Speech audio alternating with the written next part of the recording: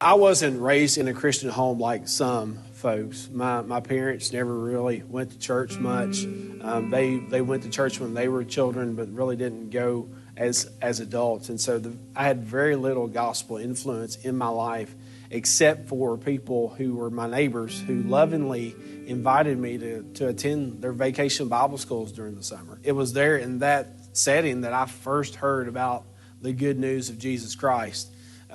It wasn't until a couple of years later, until I was about 14, that my sister, she had been saved a couple of years prior to that, but whenever I was 14, she got really plugged into the local church, and she started inviting me to come to church. And I'll be honest with you, that was a hard time for me because at the age of 14 and 15, you have raging hormones, and you think your parents are the most unwise people on the face of the planet. I thought that Christianity was for weak people. It was for frail people. It was for people who just simply needed a crutch to get through life. And my sister invited me one Saturday night to a bowling event that her youth group was having.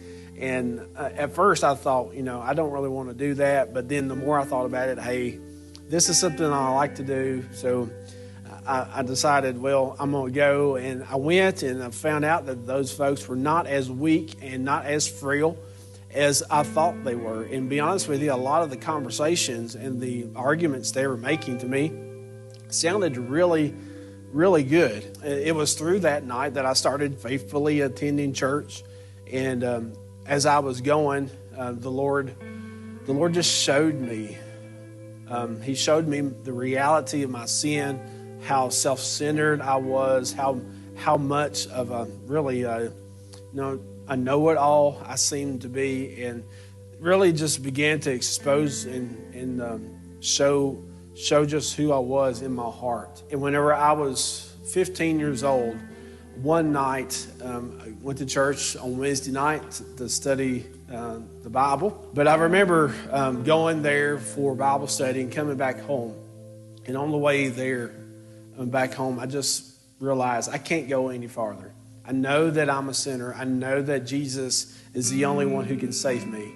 And it was there that night, there on my couch, that my sister and a few of my friends led me through a prayer to ask Christ into my life. I remember looking at my sister, being a shy 15-year-old. I told her, I said, which service can I will have the least amount of people? And I remember 1999, Easter Sunday, in the sunrise service, I told the church that I had accepted Christ into my life. And I was baptized a couple of weeks after that, and surrendered to preach whenever I was 17. And the Lord vividly called me into that. And, I just want you to know today, church, especially with Vacation Bible School coming up here really quick. In many ways, churches typically view children's ministry in terms of whether or not you actually reach the family or get the parents into church. In some ways, my story is, for some folks, a failure at children's ministry because they never got my parents. And quite frankly, they were never going to get my parents. But nonetheless, God done such a wonderful work in my heart. And I want you to realize that I don't know what the Lord has in store for us this upcoming week, but I do know this, that we must be faithful to invest into the lives of those children that will come through our doors, knowing that we don't really know what God has in store for them as they walk with Christ. And so may we love on kids in our community, and may we be obedient to the Great Commission as we go and tell.